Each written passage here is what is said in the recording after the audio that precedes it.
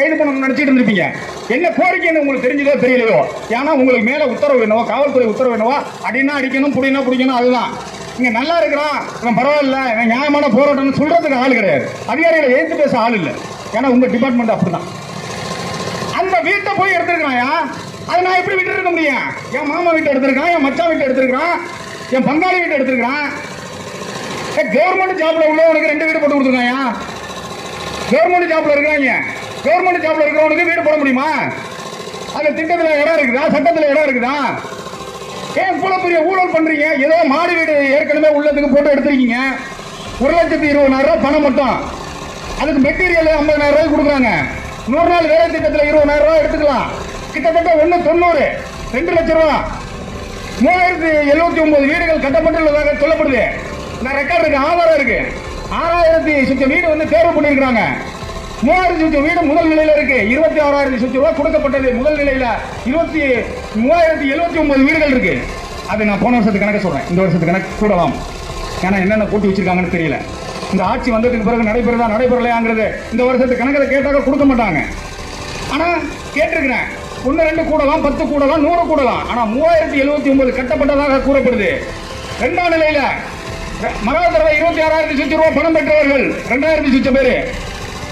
3ஆம் நிலையில் ஸ்லாப் மட்டம் போட்டவங்க அப்படின்னு சொல்லிட்டு 2,000 பேர்கிட்ட இருக்காங்க. அடுத்தது 1,000 சுற்று பேருக்கு வீடுகள் கட்டி முடிக்கப்பட்டதா சொல்லப்படுது. அந்த வீடுகள் இல்ல, காணோம், திட்டாங்க. இவன் ஊட்ட இவன் வீடுயா, இவனுக்கு கணக்கு இதுல இருக்கு, கவர்மெண்ட் கணக்குல இருக்கு, இந்த இருக்கு. வேணா வந்து எந்த அதிகாரி வேணாலும் ஆய்வு பண்ணிடுங்க. அவன் இந்த டிஎன் வண்டி நம்பர் இருக்குன்னா இதை அடிச்சா சொல்லுவீங்கல்ல, நீங்க இன்சூரன்ஸ் இருக்கு, இன்சூரன்ஸ் இல்ல, புக் கரண்ட்ல இருக்கு, இன்னொரு பேர்ல இருக்குன்னு சொல்லுவீங்கல்ல. அதே மாதிரி அதுல ஒரு நம்பர் இருக்கு.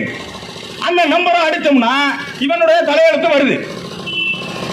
அந்த இவனுடைய தலையெழுத்தை பார்த்தா போட்டோ, எவன் போட்டோவோ இருக்கு, வீடு கட்டினதாக போட்டோ இருக்கு. அப்போ அந்த வீடு கட்டத போட்டோ இருக்குன்னு சொன்னா அக்கௌண்ட் யாரு அக்கௌண்ட் இருக்குன்னு சொன்னா இன்னொருத்தவங்க அக்கௌண்ட். ஊராட்சியில கிளர்க்கோட வேலை பார்க்குற எங்க ஏரியாவில் ஜாமாவோட கிளர்க்கு ராஜகுருன்னு ஒருத்தர் இருக்காரு.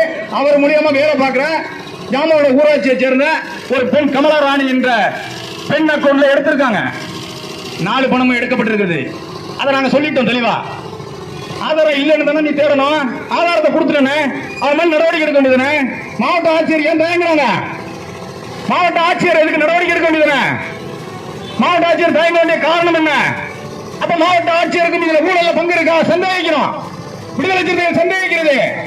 உங்களுடைய ஆட்சி சரியாக நடைபெறவில்லை. மாவட்ட ஆட்சியர் தான் இதுக்கு பொறுப்பேற்க வேண்டிய இடத்தில் இருக்கிறார். ஊரக வளர்ச்சி துறையில் ஊராட்சி ஒன்றிய ஆணையர் அவர்கள் மாறி மாறி இப்ப 3 பேர் 4 பேர் வந்துட்டாங்க. அப்போ வீட்டை உறுதிப்படுத்தக்கூடிய நபர் ஊராட்சி செயலாளர், கிளர்க் என்கக்கூடிய ஊராட்சி செயலாளர், அவர் உறுதிப்படுத்துறாரு. ஓவர்சேர் என்பவர் அதற்கு திட்ட மதிப்பீடு செய்கிறார். இன்ஜினியர் அதை போய் பார்க்கணும், அஸ்திவாரம் போடலாமா போடக்கூடாதுன்னு அவரை போய் பார்க்கணும். ஏபிடிஓ ஊரக வளர்ச்சித்துறை என்ன பண்ணானு, கிராம ஊராட்சி நிர்வாக அதிகாரியா இருக்கக்கூடிய ஏபிடிஓ என்ன பண்ணானு போய் பார்த்துருக்கணும். உனக்கு மேல இருக்கக்கூடிய கலெக்டர் ரேங்க்ல இருக்கக்கூடிய உதவி கலெக்டர்கள் அதுக்கு வந்து தனியா பிரிவு வச்சிருக்காங்களா இல்லையா? அவங்க பார்க்கணுமா இல்லையா? இதை சேங்ஷன் பண்றவங்க யாரு? சேங்ஷன் பண்றவங்க யாரு? மாவட்ட ஆட்சியர் தானே. மாவட்ட ஆட்சியர் பார்க்கணுமா இல்லையா? மாவட்ட ஆட்சியர் என்ன பண்ணாங்க? இத்தனை நாள் புகார் கொடுத்திருக்கேன், 1.5 வருஷமா என்ன பண்ணாங்க?